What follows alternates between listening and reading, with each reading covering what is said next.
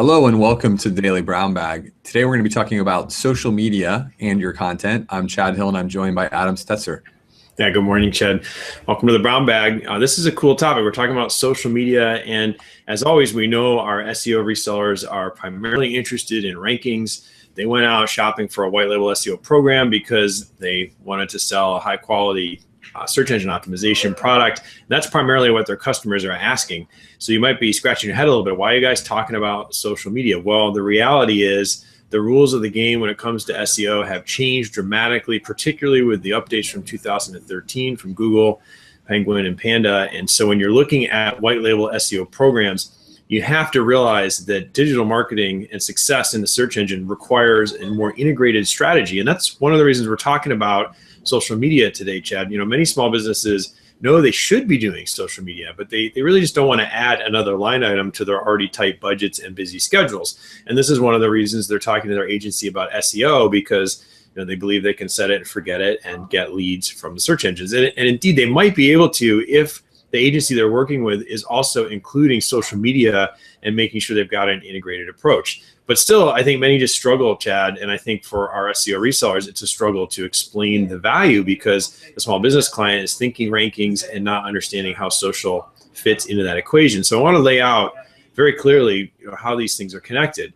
SEO in 2015 is about quality content and about getting that content shared and noticed and ultimately earning links back to your website. Well, social media is becoming more and more the place people go for content and becoming the way to strategize, find content and becoming your strategy to drive that content. So there's a lot of folks out there who still see these as very, very separate. I know that's not the view that we take with our SEO resellers. We should be seeing SEO and social media as an integrated portion of digital marketing. But for those naysayers, here's a few statistics that might win them over, Chad. And then I might ask you to talk about some actual implementation guidelines. But 46% of people online use social media to help with a purchasing decision. That's nearly half. So social media is definitely becoming a very strong assist for a purchase decision. There are about 25 million active business pages on Facebook. 80% of small businesses are using social media in some fashion in their marketing already. And 94% of them say they use it specifically to improve their marketing. 3 out of 5 small businesses, when surveyed, say they've acquired a new customer through social media, so it can produce direct leads for customers. And about half the small businesses are using social media for their own learning, particularly to access and network with peers in other industry networks. So there's actually a second awesome benefit for the small business owner to get engaged in social media. So these are some of the reasons I think people should be a believer, but then what should they do with this information, Chad?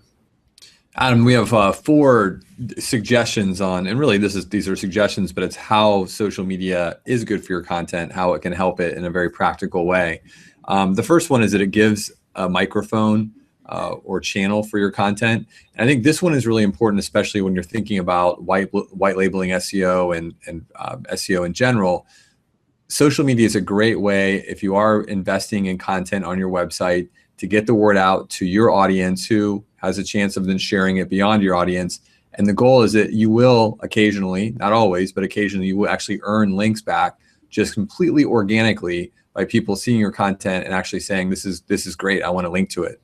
You also, though, as a secondary element, you get that audience reach. So if there are prospects, and Adam, you said some of those people that you reach in social media turn into customers, you are sharing information you're creating, and that can actually lead to customers or lead to people who may want to talk more about your content and share it further. So that's the first thing. And that's really what most people think of when they think of social media.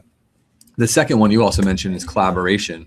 It does let you network with people, and we're all tied to our computers every day, and busy doing our work. Social media is a great way to be able to connect with people in your industry, which allows you to, again, open up some relationships, whether those are directly for business, new business, or whether it's just simply, it opens up opportunities for cross-sharing ideas or maybe sharing information that you're posting on your website with someone else. Another great place for social media. A third one is inspiration. If you're looking at your website, trying to think about what's something I can write a blog post about. I know I need a blog. I know that SEO is important, and whether, again, your agency is doing this in a white labeled fashion or whether it's something you're doing yourself, A lot of times social media is a great way to take something that's happening in social media, get some inspiration from it, and then find a way to add to it. And then I think most importantly, one of the things we talk about is ego baiting. So you want to actually let that person know that you got some inspiration from, that you were inspired, and that you went and created this piece, because that's going to lead to potentially more shares of your content, which hopefully then leads to links. And again, it's this two-step process.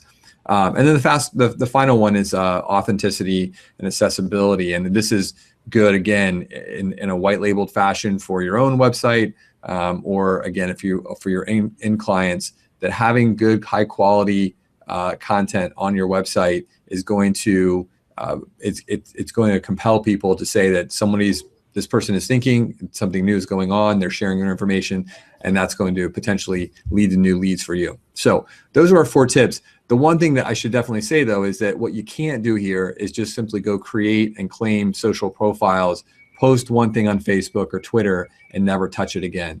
This does require an ongoing effort, and that really is the tie back to some of the white labeled SEO services, white labeled social media services, where you might need some assistance and actually manning that for your client. That's where something like Hubshot can really come in and help you get some of the basic blocking and tackling done.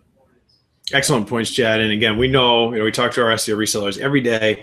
They're very focused on rankings. They're selling SEO, and they add, where can I get that killer link? I just need that magic link to really propel these rankings for this client of mine. And what we're laying out today is that in 2015, search engine optimization is a much more complex set of activities, and it does require excellent content. We've talked a lot about those in our series, but today we're focusing then on how you get that content out there, and social media becoming one of your best tools for broadcasting out the content, which ultimately interacts with your excellent SEO activities and achieves the rankings that you really want from your white label SEO provider.